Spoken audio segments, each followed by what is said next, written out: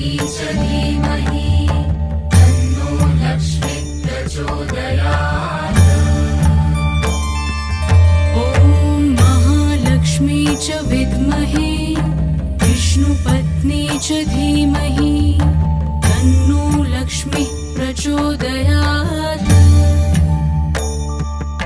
ॐ महालक्ष्मी च विद्महे विष्णुपत्नी च धीमहि तन्नो लक्ष्मी प्रचोदयात्।